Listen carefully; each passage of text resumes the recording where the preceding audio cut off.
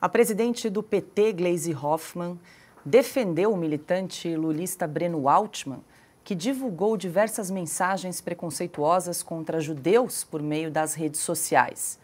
Em uma das publicações, Altman comparou israelenses e judeus a ratos. Apesar das declarações racistas de Breno Altman, a deputada disse que há uma perseguição da Confederação Israelita do Brasil contra o jornalista.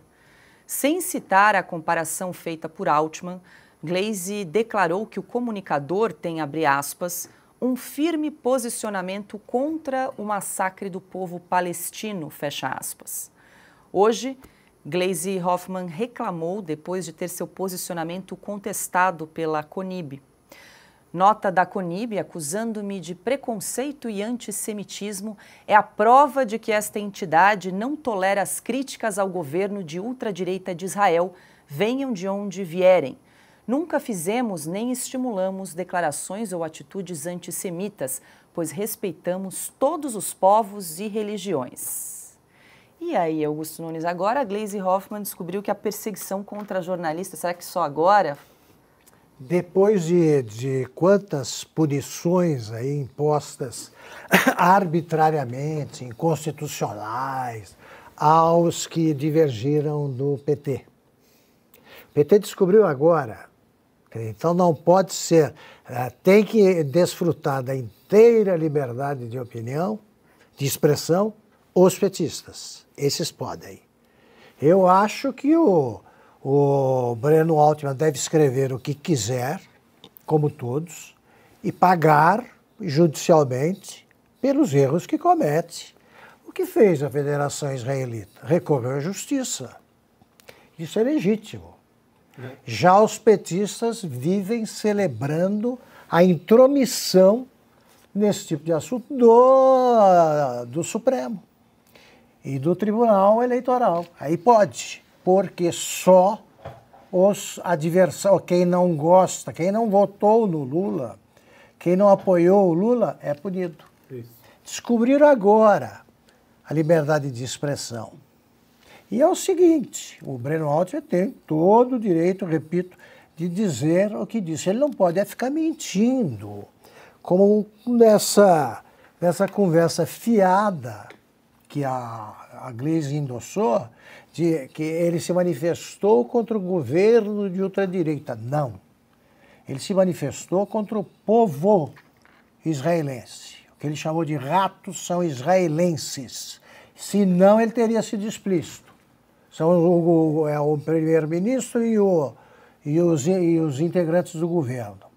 Também são os alvos dele. Ele não especificou, chamou o povo judeu. Eu aproveito para recomendar a todos os que estão nos acompanhando um brilhante documentário que está na Netflix com o nome Vozes da Segunda Guerra Mundial.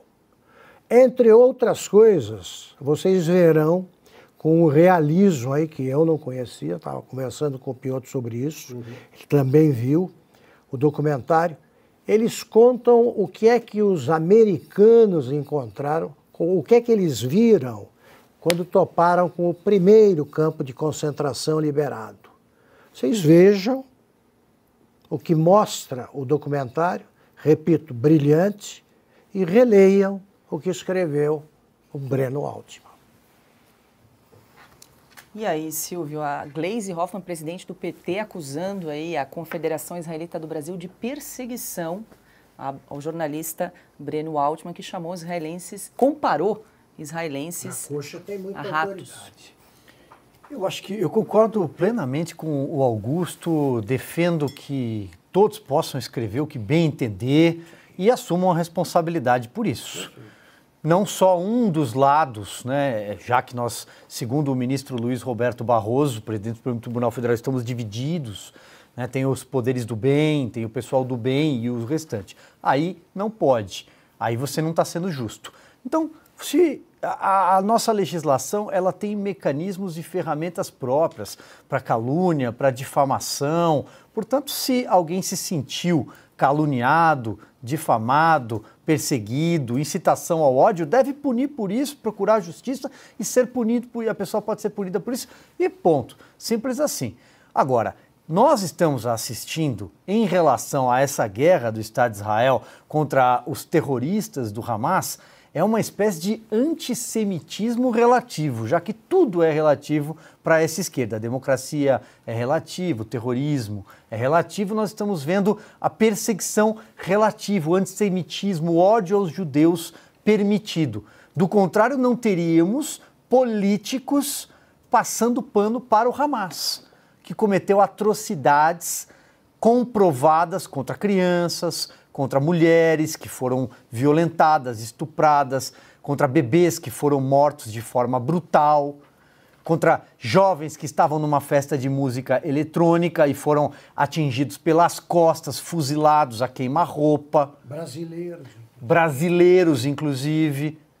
E nós temos um governo e jornalistas que se submetem a esse governo que relativizam as atrocidades e as barbaridades do Hamas.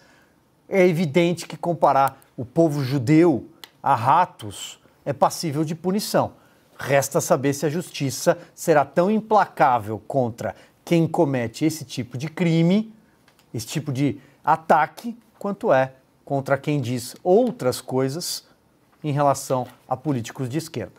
Pois é, Ana, a presidente do PT, Gleisi Hoffmann, comparou, chamou essa comparação de israelenses a ratos com críticas. Ela disse o seguinte: nota da CONIB acusando-me de preconceito e antissemitismo é a prova de que a entidade não tolera as críticas ao governo de ultradireita de Israel, venham de onde vierem. Eu acabei de ler aqui novamente o tweet infeliz, irresponsável, e olha, nojento, a palavra é essa, do Breno Altman. Podemos não gostar do Hamas, discordando de suas políticas e métodos, mas não tem mas para o Hamas, não tem. Mas essa organização é parte decisiva da resistência palestina contra o Estado colonial de Israel. Relembrando o ditado chinês, nesse momento não importa a cor dos gatos, desde que caçem ratos. Ô, Paula, se isso não for incitação ao ódio, à violência, porque o que tem que ser feito com ratos? Ratos. Chamar os gatos para caçar os ratos, como ele disse aqui, E isso não pode ser, não pode ter a conotação aí do tal gabinete do ódio. Isso é o quê? Incitação ao amor? Não é.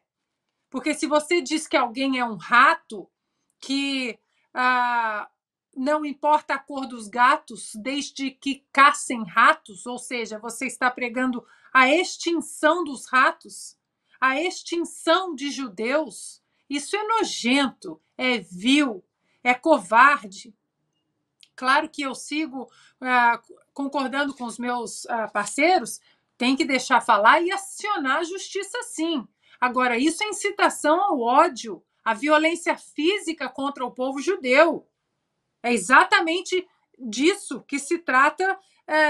Não importa a cor dos gatos, desde que caçem os ratos, desde que os ratos estejam mortos, O Supremo Tribunal Federal não vai se pronunciar, Fux, Barroso, Alexandre de Moraes, porque não que nós gostaríamos que eles se pronunciassem em relação a qualquer coisa, nós gostaríamos que eles fossem apenas ministros ali cercados na sua prerrogativa de ser ministro constitucional, que atenda às páginas da nossa Constituição. Mas, já que eles se pronunciam sobre absolutamente tudo, sobre o que o Bolsonaro disse, aliados do Bolsonaro falaram, eleitores do Bolsonaro falaram, eles vão permanecer em silêncio diante de tamanha incitação ao ódio e à violência, que os ratos devem ser caçados pelos gatos?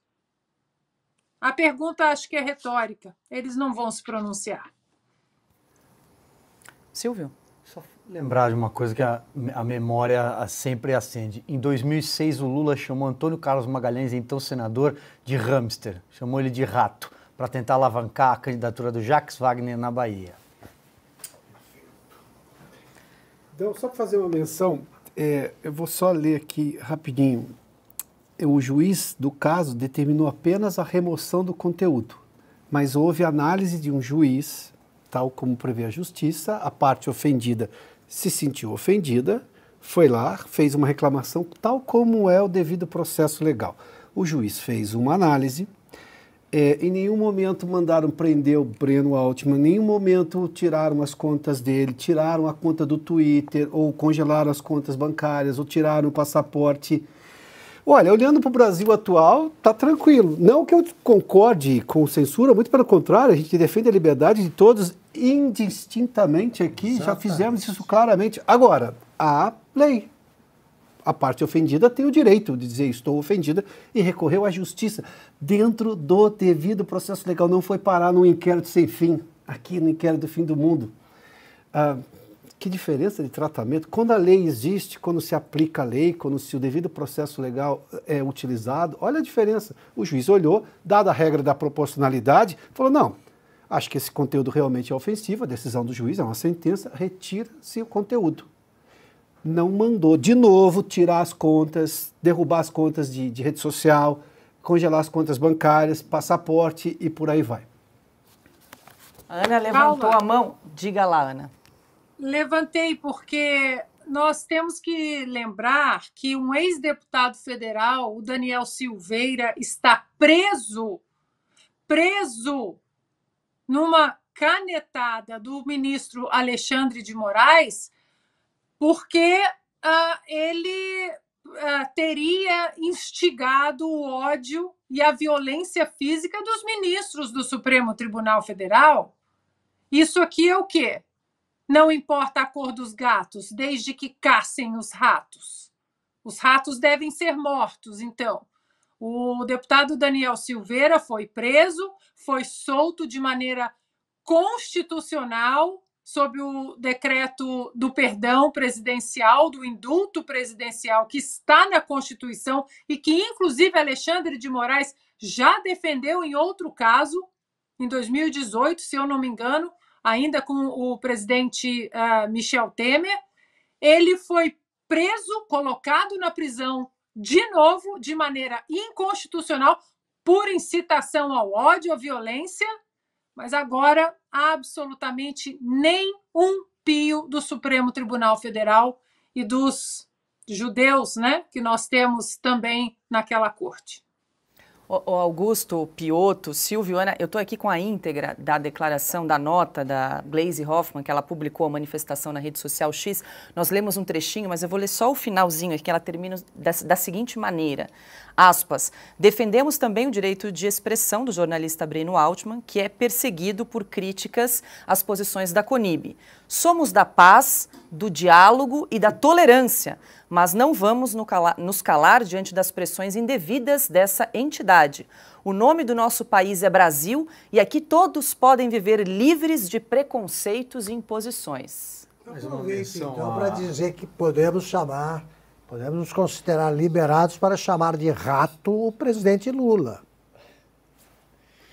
Mais uma menção à A história. Gleisi vai defender a gente. Mais uma menção à memória. Em final do ano de 2005, em setembro de 2005, seu discurso antes da votação da cassação do mandato, Roberto Jefferson se referiu ao PT como rato magro. Quem nunca comeu mel se lambuza, ele disse naquela ocasião. Só para aproveitar o que o Augusto leu há pouco, a decisão de anos atrás, 5 ou 6 anos atrás, né? 2018. Isso, do ministro Alexandre de Moraes. Se eventualmente este caso for ao Supremo, nós teríamos um Supremo com esse entendimento de antes da Carmen Lúcia e do ministro Alexandre, ou teríamos essa inovação no entendimento da liberdade de expressão? E a decisão, o voto dele foi acompanhado pela unanimidade dos ministros. Então vale perguntar em nome do Supremo. Teríamos um Supremo lá de 2018 ou o Supremo de agora? Perfeito. No julgamento da liberdade de expressão, do caso referente aí, se eventualmente chegar ao Supremo caso aí envolvendo o Breno Altman. E tem um outro ponto também, como eles colocaram 8 de janeiro na conta do presidente Bolsonaro, né, que ele havia instigado aquela turba, os baderneiros a quebrar ali, tudo que nós vimos no 8 de janeiro. Se acontecer alguma coisa com algum judeu ou alguma instituição judaica no Brasil, a gente pode também colocar na conta desse jornalista?